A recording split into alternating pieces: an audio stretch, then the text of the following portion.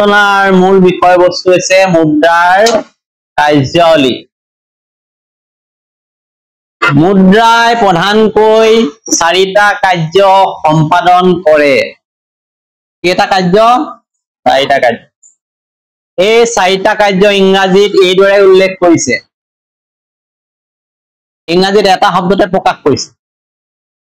Money is a matter of function for a medium, a measure, a standard, and a store. Okay, money is a matter of function of for a medium, a measure, a standard, and a store. অসমীয়াত হ'ব প্ৰথম মুদ্ৰাই বিনিময়ৰ মাধ্যম হিচাপে কাম কৰে। বিনিময়ৰ মাধ্যম হিচাপে কাম কৰে।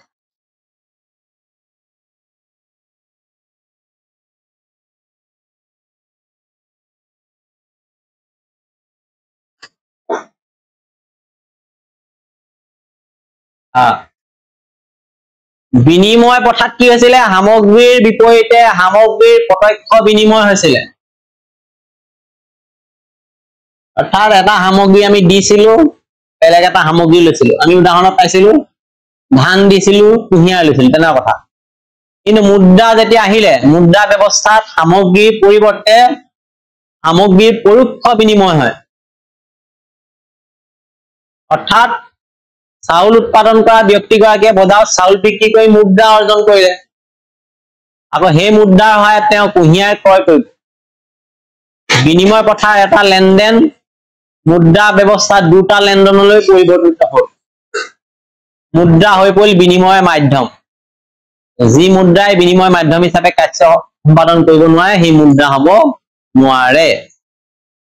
গতিকে একেবাৰে সহজ ভাষাত এই লাইনটো, মুদ্ৰা হৈছে বিনিময় মাধ্যম। মুদ্ৰাৰ যোগেদি আমি বৰ্তমান সময়ত যিকোনো বস্তু বিনিময় কৰিব পাৰো। আমাৰ যি পৰিমাণৰ সামগ্ৰীৰ প্ৰয়োজন হয়, নিৰ্দিষ্ট পৰিমাণৰ আমি মুদ্ৰা দিলে এই সামগ্ৰী পাব পাৰো। গতিকে বিনিময় কৰো, মুদ্ৰা দিওঁ, তাৰ বিনিময়ত আমাৰ সামগ্ৰী আহৰণ কৰিব পাৰো। দ্বিতীয় যিটো কাৰ্য, মুদ্ৰাই সামগ্ৰীৰ মূল্যৰ মাপকাঠি হিচাপে কাৰ্য সম্পাদন কৰে। অৰ্থাৎ সকলো আৰ্থিক সামগ্ৰীৰ মূল্য আছে, মুক্ত সামগ্ৰীহে মূল্য নাথাকে। আমি সেৱন কৰা বতাহ, সূৰ্যৰ ৰশ্মি, নৈ পানী এইবিলাক মুক্ত। যিবোৰ সামগ্ৰী বজাৰত বেচা কিনা হয়, এই সামগ্ৰীৰ মূল্য আছে। আৰু সেই সামগ্ৰীবিলাকৰ মূল্যৰ মাপকাঠি মুদ্ৰাই প্ৰকাশ কৰে। অৰ্থাৎ মুদ্ৰাৰ ৰূপত প্ৰকাশ কৰা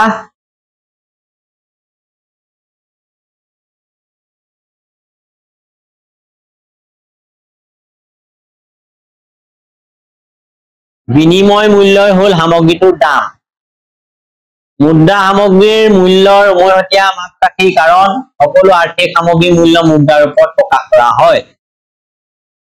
বজাৰত যিবিলাক বস্তু ক্ৰয় কৰিলে আমি মুদ্ৰা দিব লাগে, সেইবিলাকক আৰ্থিক বস্তু বোলে।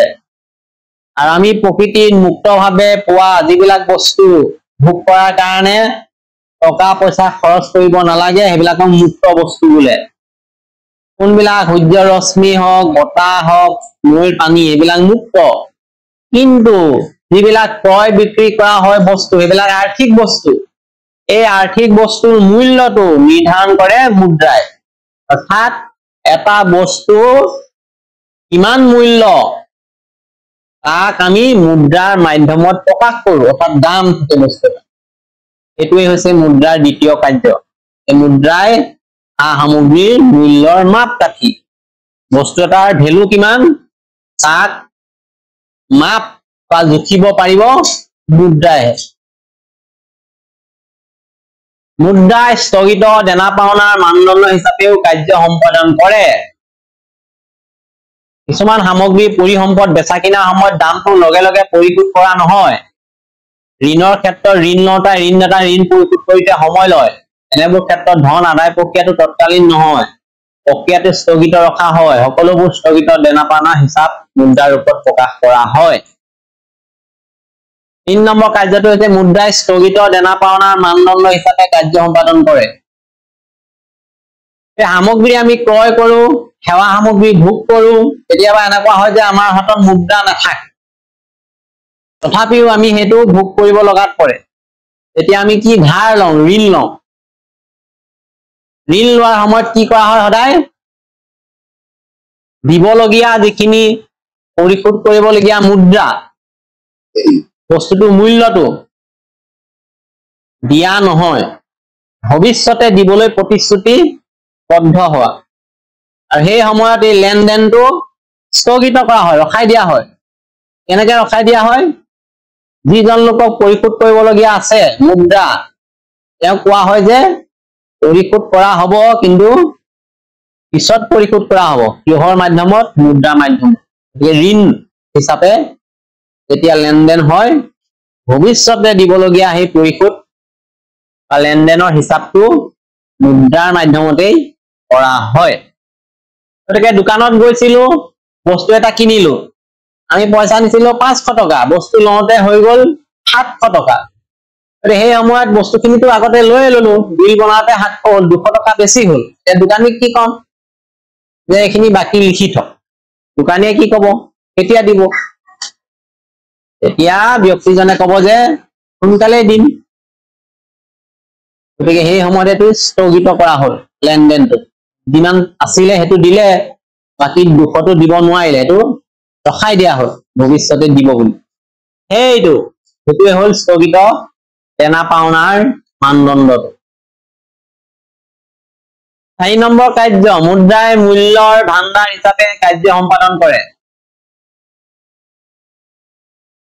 অৰ্থাৎ সামগ্ৰী সঞ্চয় কৰি ৰাখিব নোৱাৰি সামগ্ৰীবোৰ সোনকালে নষ্ট হৈ যায় বিনিময় প্ৰথাত হে সঞ্চয় ভাণ্ডাৰ নাছিল মুদ্ৰা ব্যৱস্থাত মুদ্ৰা সঞ্চয় কৰি ৰাখিব পাৰি আৰু সঞ্চিত মুদ্ৰা প্ৰয়োজন অনুসৰি সামগ্ৰী ক্ৰয় কৰোঁতে ব্যৱহাৰ কৰিব পাৰি এতিয়া পইচাৰ খেল ইয়াত আমি পইচাটো কি কৰি আছো এইটো মনত ৰাখিলে হ'ল যেতিয়া বিনিময় ব্যৱস্থা আছিলে কথা আছিলে তেতিয়া সামগ্ৰী এটা দি আনটা লৈছিলো সেই সময়ত সামগ্ৰীটো সঞ্চয় কৰি থব পৰা নগৈছিল বহু দিনলৈ কিছু দিনৰ ভিতৰতে নষ্ট হৈ গৈছিল কিন্তু যেতিয়াই মুদ্ৰা আহিলে তেতিয়াৰ পৰা এই মুদ্ৰাই সঞ্চয় কৰাৰ ব্যৱস্থা কৰিলে এনেকে মুদ্ৰা ব্যৱস্থাত আমি সঞ্চয় কৰি থব পাৰো যিকোনো এটা বস্তুৰ মূল্যটো মোৰ বা আমাৰ যদি ঘৰত চাউল আছিলে 20 কুইণ্টেল এই চাউলখিনি হয়তো 2 বছৰলৈ নাথাকিবও পাৰে বেয়া হৈ যাব কিন্তু তাৰ এটা মূল্য আছে বোলে 2 কুইণ্টেল চাউলৰ মূল্য কিমান বোলে 10,000 টকা এই 10,000ৰ যিটো মূল্য সেইটো সঞ্চয় কৰি থব পাম কাৰণ চাউলখিনি আমি যদি বিক্ৰী কৰোঁ তাৰ পৰা যিটো পইচা পাম সেই পইচাটো আমি সঞ্চয় কৰি থব পাম বেংকত আৰু সঞ্চয় কৰি থলে কি হ'ব এই বস্তুটো আমি যেতিয়া দৰকাৰ হয় তেতিয়া তাক ব্যৱহাৰ কৰিব পাম অৰ্থাৎ ই ভৱিষ্যতৰ কাৰণে সুৰক্ষিত হৈ থাকিব মূল্যৰ ভাণ্ডাৰ হিচাপে ই কাম কৰে আৰু এইটো মুদ্ৰাৰ ৰূপত কিন্তু অকল যদি বস্তুখিনিকে ৰাখিলোহেঁতেন অকল চাউলখিনি এই 2 বছৰ 5 বছৰ 20 বছৰ নাথাকিলে এতিয়া আমি এই পইচাটো মুদ্ৰাটো বেংকত থৈ দিছো ভাণ্ডাৰ হিচাপে ভঁৰালত যেতিয়াই লাগে আমি 10 বছৰ পিছতো তাক ব্যৱহাৰ কৰিব পাৰো বা বেলেগ বস্তু কিনিব পাৰো হেতুকে কৈছে অৰ্থাৎ মুদ্ৰা সামগ্ৰীসমূহৰ মূল্যৰ ভাণ্ডাৰ বুলি ক'ব পাৰি বিশেষ একোটা পৰিস্থিতিত মুদ্ৰাৰ মূল্য স্থিৰতা সম্পূৰ্ণৰূপে হেৰাই গ'লে মুদ্ৰাই সঞ্চয় ভাণ্ডাৰ হিচাপে কাৰ্য সম্পাদন কৰিব এইকেইটা এতিয়া ইয়াত কেইবাটাও কাৰ্য পালো 4টা প্ৰথম যি দুটা কাৰ্য পাইছো এইটো মুখ্য কাৰ্য এইটো আহিব পৰীক্ষাত মুদ্ৰাৰ মুখ্য কাৰ্য দুটা কি কি এনেকে আহিব পৰীক্ষা এতিয়া মুখ্য কাৰ্য প্ৰথম দুটা বিনিময়ৰ মাধ্যম হিচাপে আৰু মুদ্ৰাই মূল্যৰ মাপকাঠি হিচাপে কাম কৰে এই প্ৰথম দুটা এই দুটা হল প্ৰাইমেৰী ফাংচন অৰ্থাৎ মুখ্য কাৰ্য ইয়াৰ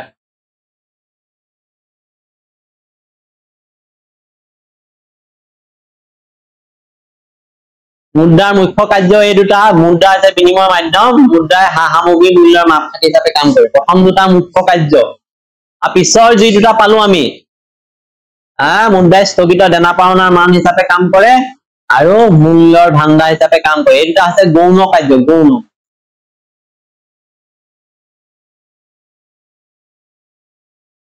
গৌণ কাৰ্য হ'ব এটাই দিছে এখানে মুদ্ৰাৰ প্ৰথম দুটা কাৰ্য মুখ্য বাকি দুটা গৌণ কাৰ্য বুলি কোৱা হয় এইবিলাকৰ উপৰি আৰু কিছুমান উপকাৰ্য আছে কেতিয়াবা এইটো আহে দেই বুজিয়ে নাপাবি পিছত এই মুদ্ৰাৰ কেতবোৰ উপনিমিত্ত কাৰ্য লিখা বুলি আহিব আজিকালি সেই মাজৰ প্ৰশ্নহে এতিয়া আকৌ সেই চাৰিটা লিখিলে নহব উপনিমিত্ত কাৰ্য লিখিব লাগিব কন্টিজেন্ট কাৰ্য যেনে দেশ একোখনৰ জাতীয় আয় মুদ্ৰাৰ ৰূপত প্ৰকাশ কৰা হয় ধনী দুখীয়া শ্ৰেণীৰ মাজত থকা অৰ্থনৈতিক বৈষম্য মুদ্ৰা সহায়ত প্ৰকাশ চহকী শ্ৰেণীৰ পৰা অধিক কৰ কাটল সংগ্ৰহ কৰি পোৱা ৰাজহ চৰকাৰে আৰ্থিকভাৱে দুৰ্বল শ্ৰেণীৰ কল্যাণ এইটা গতিকে মুদ্ৰা তেতিয়াহ'লে এইকেইটা প্ৰথম দুটা মুখ্য কাৰ্য তাৰ পিছত গৌণ কাৰ্য আৰু শেষত নিমিত্ত কাৰ্য বা উপনিমিত্ত কাৰ্য জাতীয় আয় মুদ্ৰাৰ ওপৰত প্ৰকাশ কৰা হয় ধনী দুখীয়াৰ মাজত থকা অৰ্থনৈতিক বৈষম্য মুদ্ৰা সহায়ত প্ৰকাশ কৰা